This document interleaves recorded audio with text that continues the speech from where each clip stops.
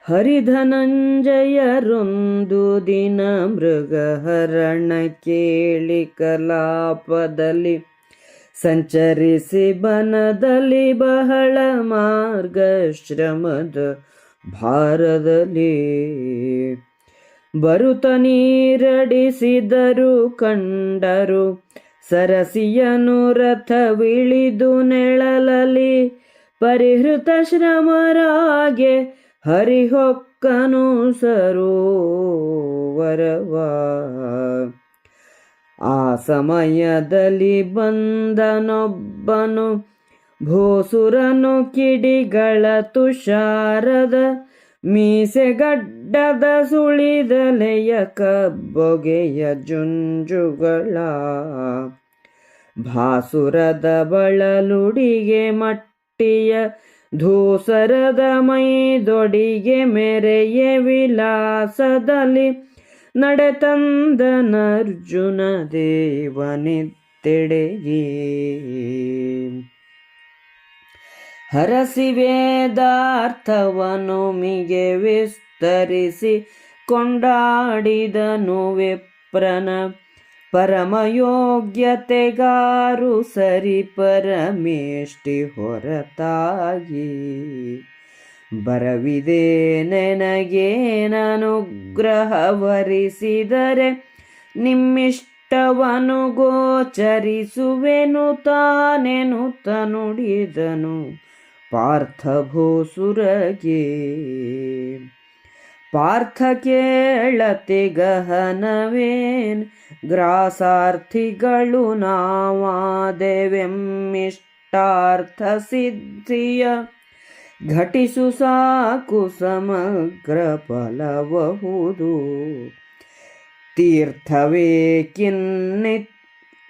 ತಿಥಿರಲು ಪರಾರ್ಥ ಸಾಧನತನವೇ ಪರಮ ಸ್ವಾರ್ಥವೆಂಬರು ಸುಜನರೆಂದನು ಕಪಟ ದ್ವಿಜನಗುತ. ಕೊಟ್ಟೆನೆಂದನು ಪಾರ್ಥ ನಿವರೊಡಬಟ್ಟರಿ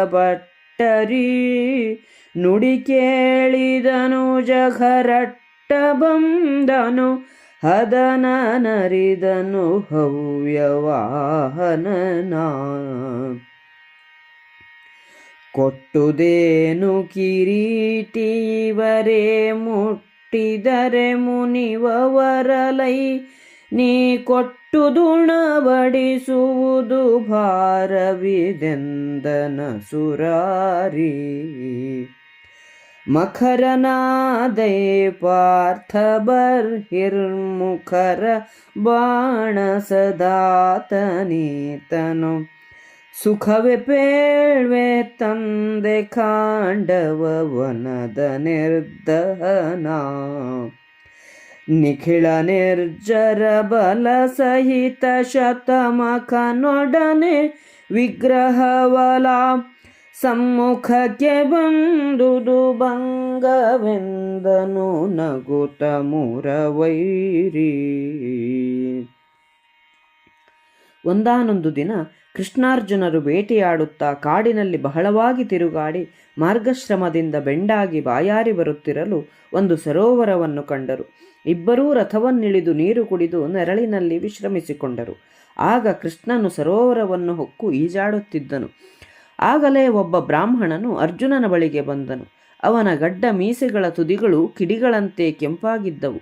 ಅವನಿಗೆ ಸುಳಿದಲೆಯಲ್ಲಿ ಕಪ್ಪಾದ ಹೊಗೆಯಂತೆ ಕಾಣುವ ಜುಟ್ಟು, ಪ್ರಕಾಶಮಾನವಾಗಿರುವ ಸಿಡಿಲಾಗಿ ಹುಟ್ಟಿರುವ ಬಟ್ಟೆ, ತೇಜಸ್ವಿಯಾಗಿದ್ದನು.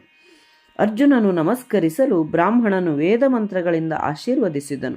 ಅರ್ಜುನನು, ಚತುರ್ಮುಖ ಬ್ರಹ್ಮನನ್ನು ಬಿಟ್ಟರೆ ನಿಮ್ಮ ಯೋಗ್ಯತೆಗೆ ಸರಿಯಾದವರು ಯಾರು? ತಾವೇಕೆ ಬಂದಿರುವಿರಿ? ನಿಮ್ಮ ಇಷ್ಟಾರ್ಥವನ್ನು ಹೇಳಿದರೆ ಅದೇನಿದ್ದರೂ ನಿಮಗೆ ಈಗಲೇ ಕೊಡುತ್ತೇನೆ ಎಂದನು. ಆ ಕಪಟ ಬ್ರಾಹ್ಮಣನು, ಅರ್ಜುನ, ಮುಚ್ಚುಮರೆಯೇನು? ನಾವು ಆಹಾರವನ್ನು ಬಯಸಿ ಬಂದಿದ್ದೇವೆ. ನಮಗೆ ಅದನ್ನು ಕೊಟ್ಟರೆ ನಿನಗೆ ಸರ್ವಾರ್ಥಗಳು ಸಿದ್ಧಿಸುತ್ತವೆ. ಅತಿಥಿಯೇ ಸರ್ವಶ್ರೇಷ್ಠ ತೀರ್ಥ. ಅವನಿದ್ದ ಮೇಲೆ ಮತ್ತೊಂದು ತೀರ್ಥವೇಕೆ? ಇನ್ನೊಬ್ಬರ ಬಯಕೆಯನ್ನು ಸಲ್ಲಿಸುವುದೇ ಅತಿ ಹೆಚ್ಚಿನ ಸ್ವಾರ್ಥ ಎಂದು ಸಜ್ಜನರು ಹೇಳುತ್ತಾರೆ ಎಂದನು.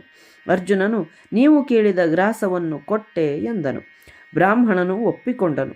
ಈ ಮಾತನ್ನು ಕೇಳಿ ಶ್ರೀಕೃಷ್ಣನು ಸರೋವರದಿಂದ ಹೊರಬಂದು ಆ ಬ್ರಾಹ್ಮಣನು ಅಗ್ನಿ ಎಂದು ತಿಳಿದುಕೊಂಡು ಅರ್ಜುನನಿಗೆ, ನೀನು ಏನನ್ನು ಕೊಟ್ಟೆ? ಇವರನ್ನು ಮುಟ್ಟಿದರೆ ನಿನ್ನ ಮೇಲೆ ಸಿಟ್ಟುಗೊಳ್ಳುತ್ತಾರೆ, ಅಂದರೆ ಅಗ್ನಿಯನ್ನು ಮುಟ್ಟಿದರೆ ಕೈ ಸುಡುತ್ತದೆ.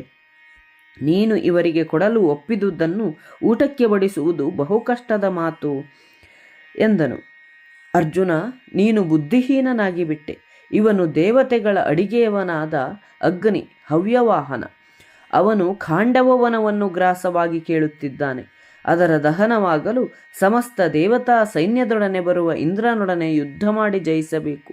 ಸೋಲು ನಿನ್ನೆದುರಿಗೇ ಬಂದಿದೆ ಎಂದು ಶ್ರೀಕೃಷ್ಣನು ನಗುತ್ತಾ ಹೇಳಿದನು.